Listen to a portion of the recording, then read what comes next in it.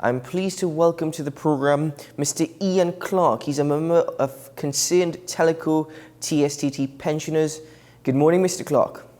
Morning, sir. Thank you for having us. And also joining Mr. Clarke and I is Mr. Anthony Zephyrine. He's the Secretary of the Committee of Concerned TELCO TSTT Pensioners. Good morning, Mr. Zephyrine. Good morning to you, sir, and thank you for allowing us to be here.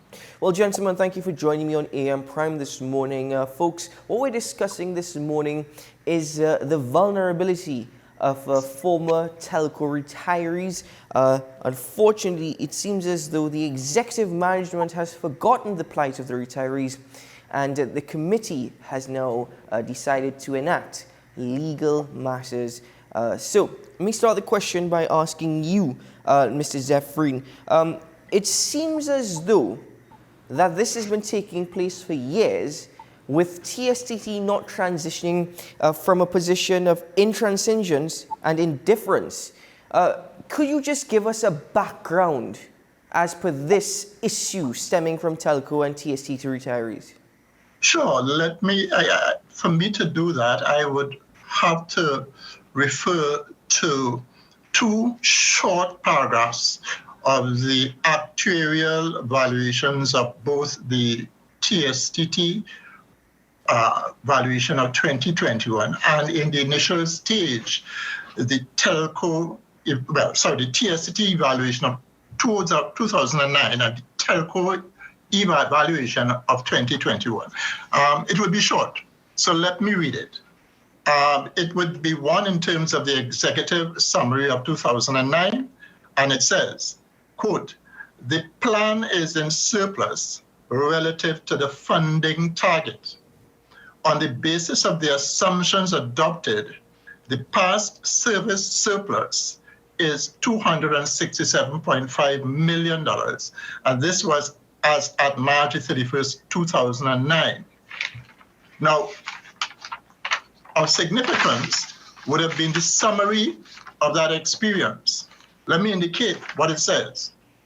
Pensions and payment were increased by 3% with effect from the 1st of April 2006 and 2007.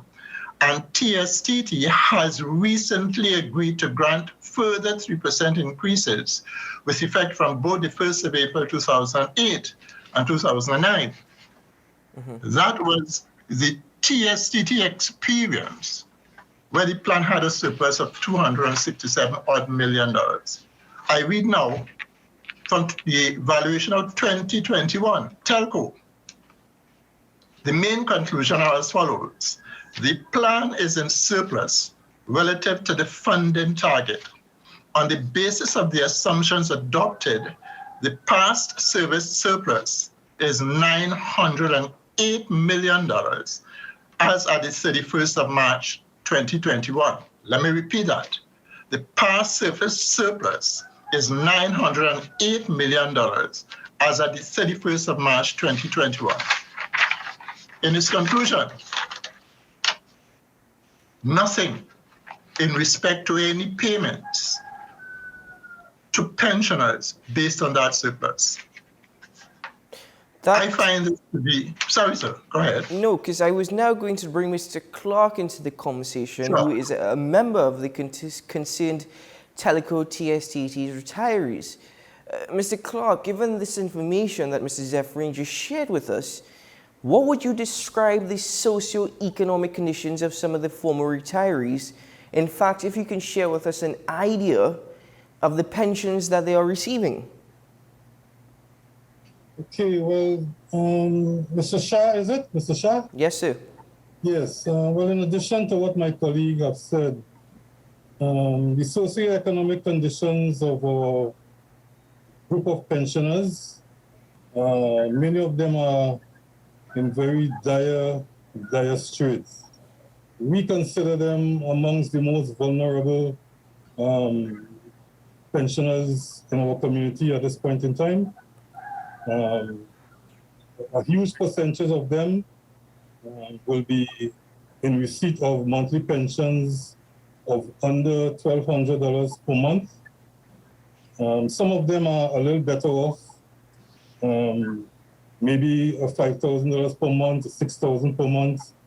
But what we are focusing on, what our committee is focusing on, Mr. Shah, is the question of the most vulnerable of these pensioners.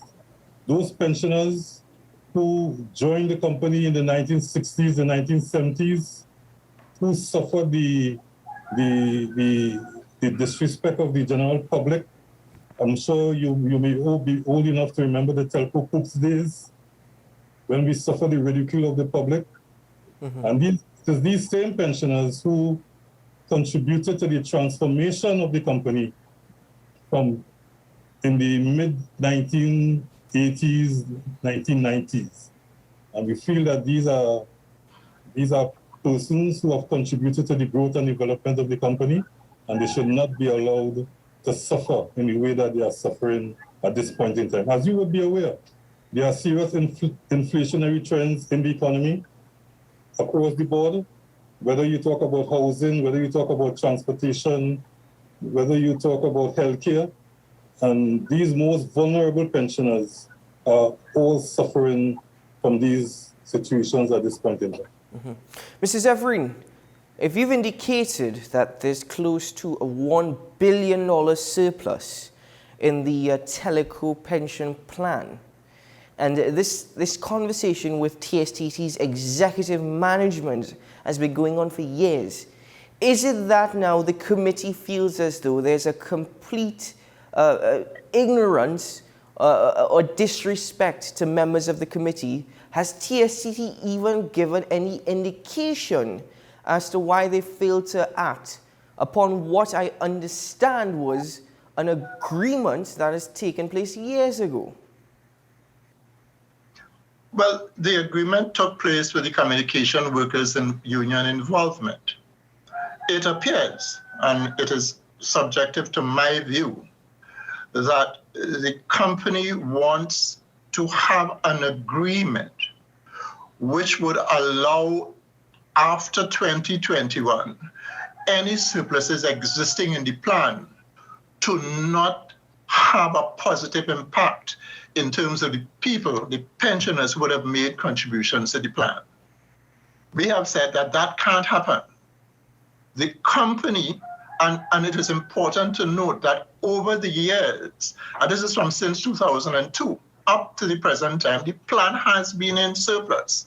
The company has since then reduced its contribution, which in some cases was 11% as against the credit union, the trade unions 5%, has reduced and therefore has been gaining profits in respect to their contributions to the plan. But they are now saying to us as pensioners, we are willing to give you some money, but let it be clear that after this, we ain't giving you none at all. And we are in total disagreement that we have been major contributions in respect to the plan. And any surpluses coming out from that plan should be to the benefit of pensioners who are suffering. Only this week, and let me just say, only this week, we have lost 5 more pensioners who were part of this struggle since in 2014 to get the company or to influence the company to make some payment to those people. So we think it is totally unfair and immoral by the company on its part. Mr. Clarke, is there, and it's rather unfortunate that, up until this week, you've lost 5 more members of this particular group. Mr. Clarke, how many members currently make up the group as compared to when it started? Has there been any measure of relief at all? Has there been any measurable? Has there been any measure of relief at all? Oh, no, sir, none whatsoever. And this is why we are very aggrieved over the current situation. Let me just tell you also, Mr. Shah, that at the present time, apart from what my colleague mentioned about the surplus in the amount of 300 million,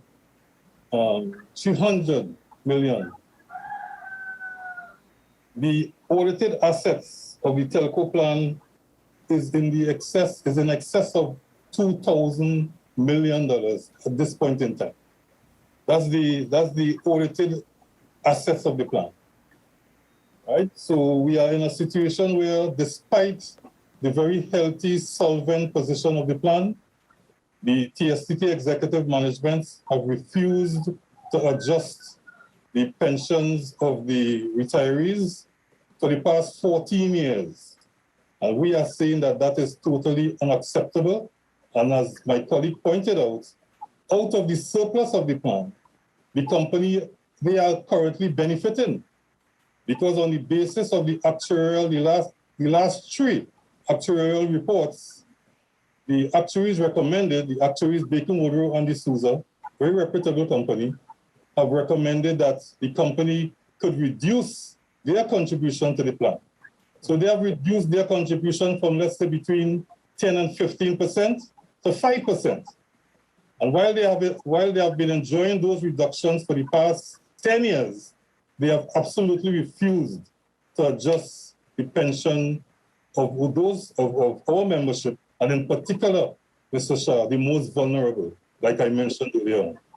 Mr. Clarke, what is the size of the current membership of this particular committee, this particular group of retirees? Well, on the basis of the last valuation report, there is a total pensioners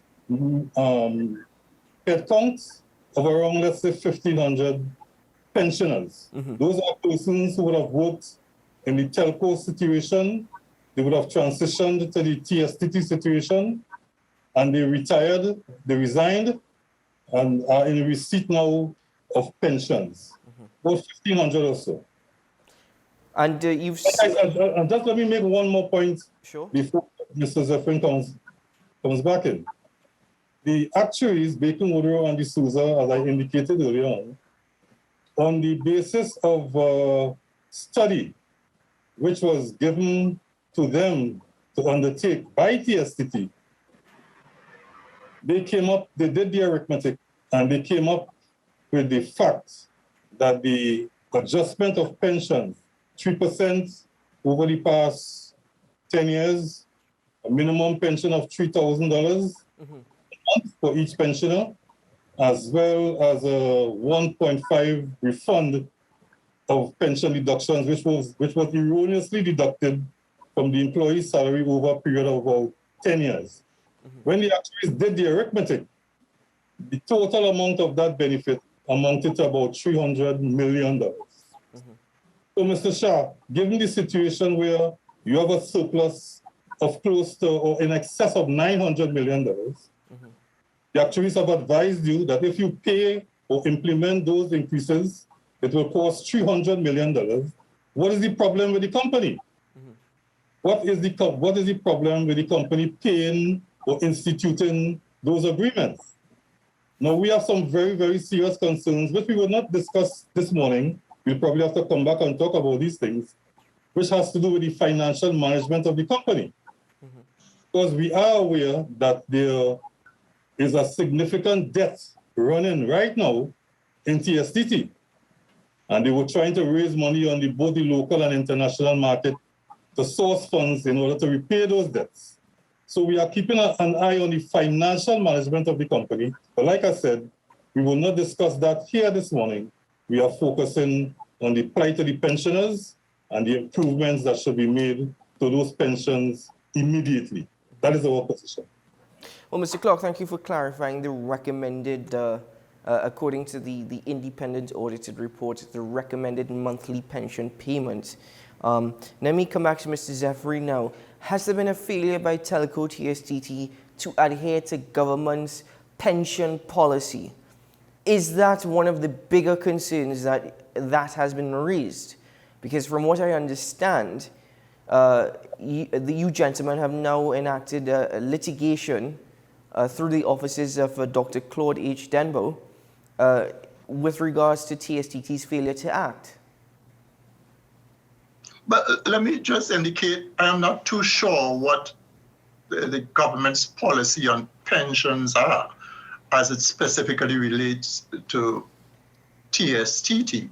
What I would tell you is that there has been precedence from since 2002 in the context of the surpluses that existed in the plan. There was at no point in time between 2002 and 2009 any problem, and I don't think they had to get any permission to do that. There was no problem in the context of paying the minimum pension or increasing the minimum pension. At that time, it was $500. At this point in time, it's about $1,294. There was no difficulty in terms of doing it. We think, though, it is a very deliberate attempt by the company to ensure that that money is paid. That money is not paid to the pensioners because they have an ulterior motive. And like I said, their ulterior motive is to ensure that whatever takes place in the context of pensions from now on, that they are seeking some level of agreement with the Communication Workers Union, that once that agreement is enacted, the company is not willing to ensure that once the plan make any surpluses, to do what we considered should be done in the context of precedents. And that is our major, major concern. Mm-hmm. Mr. Shah, just let me interject here just briefly. Mm-hmm. I just want to make the point, because you talk about the question of government policy. Mm-hmm. What I can say is that pensions were basically established under the Insurance Act.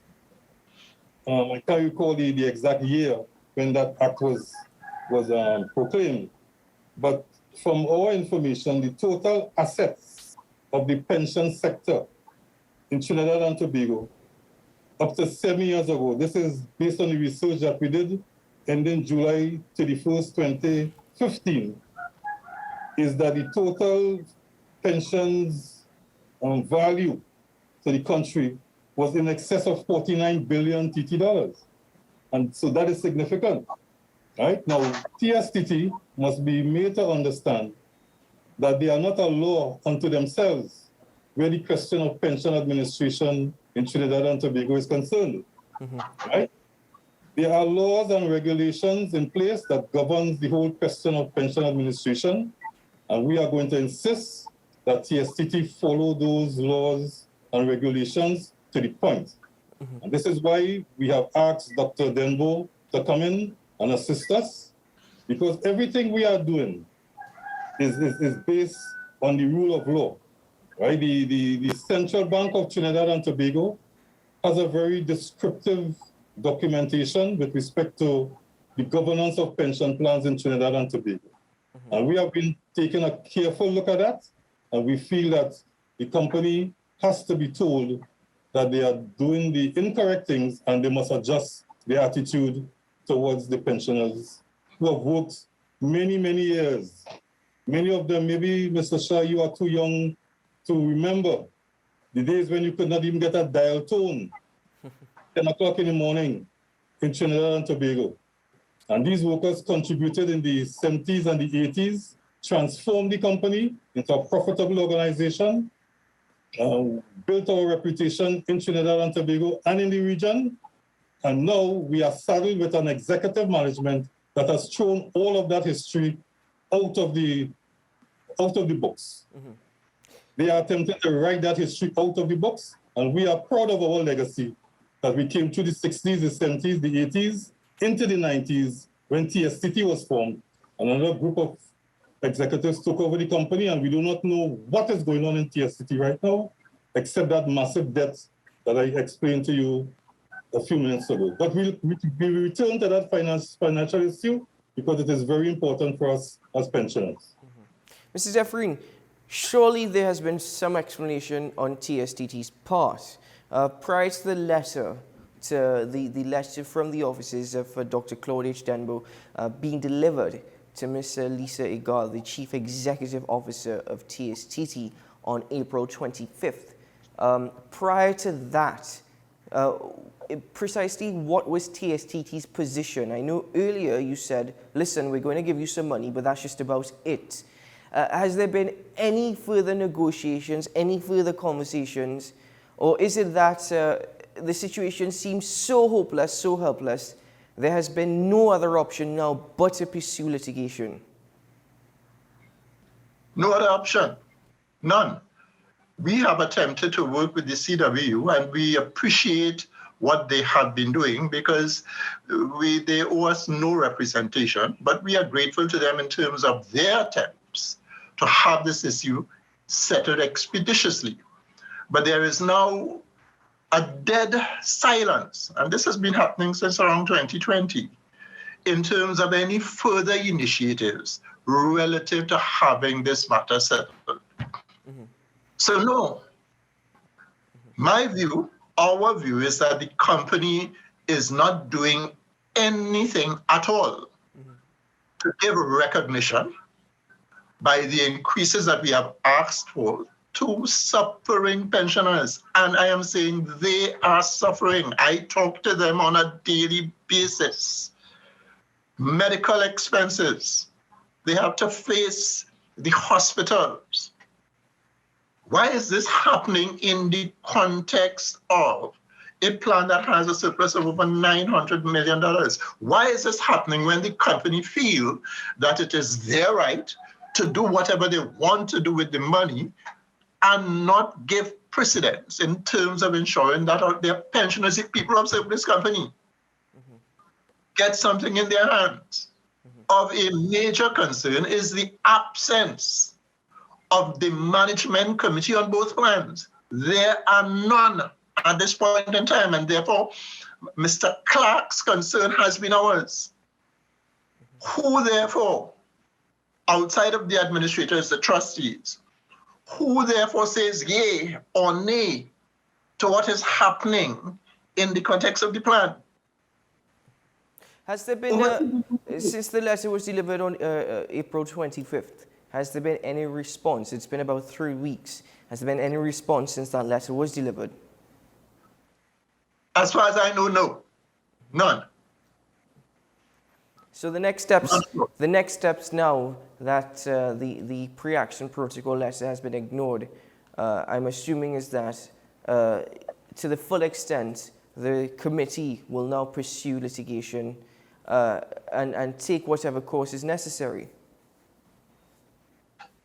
We intend to do that as only one part of our action.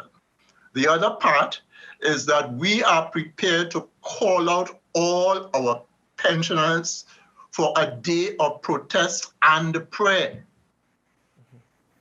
because we feel that our God has to now step in. It is beyond ridiculous.